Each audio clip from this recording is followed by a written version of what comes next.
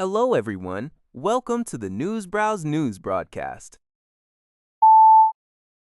A significant legal battle is unfolding in the BC Supreme Court as a lawyer for Providence Healthcare, Jeffrey Cowper, argued that public funding does not transform Catholic hospitals into government actors. He asserted their institutional right to freedom of religion, stating that providing medical assistance in dying, MAID, would violate core religious doctrine and be a scandalous practice. This argument comes in response to a lawsuit by the family of Samantha O'Neill, who experienced an unbearably painful transfer from a Providence-run hospital to another facility to receive MAID for cervical cancer in 2023. Her family's lawyer, Robin Gage, contends that such transfers impose a coercive burden and infringe upon charter rights.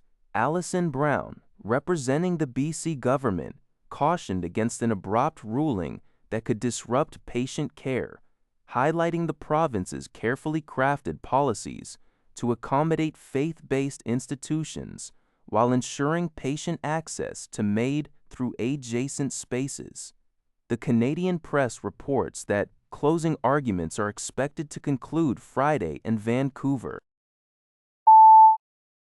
The Canadian Press reports that a congressional subcommittee held a roundtable discussion on artificial intelligence, which quickly shifted from its potential benefits to profound existential fears among lawmakers.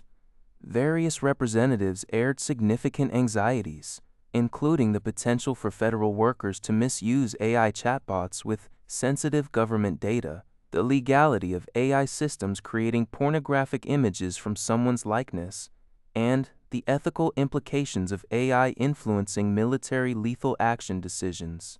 Concerns also touched upon AI's intensive energy consumption and its effects on climate, along with its rapid development outpacing legislative control. While some expressed optimism for AI's role in curing diseases and boosting the economy, there was a strong consensus on the urgent need for common-sense guardrails to prevent potentially disastrous consequences. Experts present urged lawmakers to be thoughtful and well-informed in developing policy, highlighting the risk of losing a competitive edge without addressing national security concerns and the necessity for serious funding into AI safety research. Global News reports that residents in Ontario's Muskoka region are facing serious concerns as water levels continue to rise in Bracebridge. Officials have warned that the next 24 to 48 hours will be critical as the river roars over Bracebridge Falls, reaching levels higher than in recent years. While the situation is already significant, authorities express hope that it will not escalate to the severe conditions seen during the 2019 floods, which led to a state of emergency. Mayor Rick Maloney noted that the outlook largely depends on the water flow from northern areas. Local families, like the Jonkmans, are already experiencing the impact with their backyards submerged and neighbors actively filling sandbags.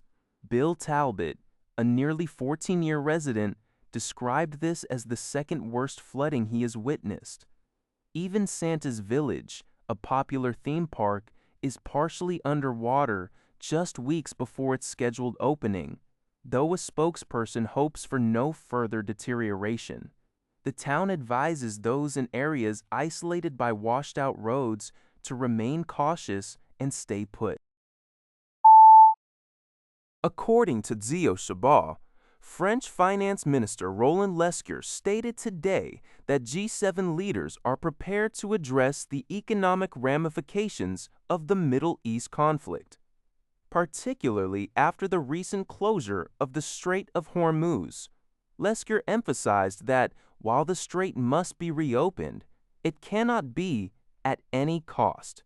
His remarks came during the spring meetings of the International Monetary Fund and the World Bank in Washington, where finance ministers and central bank governors discussed strategies to manage the economic impact of the conflict, support for Ukraine, and cooperation on critical minerals. G7 finance ministers collectively agreed on the urgent need to limit global economic losses stemming from the Middle East war and to pursue lasting peace. The closure of the Strait of Hormuz by Tehran on February 28th, following attacks by the United States and Israel, has led to a significant surge in energy prices. Leskier, whose country holds the G7 presidency this year, described the situation as grave and indicated that G7 nations would closely monitor the balance of risks and reconvene in Paris next month to reassess the situation. He reiterated the G7's readiness to take action, similar to the previous release of strategic oil reserves, and expressed a desire to avoid any additional financial burden for passage through the strait, while affirming support for ongoing peace talks. China.orgs.an reports that artificial intelligence is profoundly reshaping consumption patterns, with China emerging as a global testbed for smart spending. At the ongoing 6th China International Consumer Products Expo, CICPE, in Haikou, cutting-edge AI technologies are showcased through a variety of innovative products. Highlights include a Ridge's land aircraft carrier, a modular flying car that integrates AI for intuitive, single-lever control and intelligent flight safety. The company has already secured over 7,000 orders, signaling confidence in the burgeoning low-altitude economy.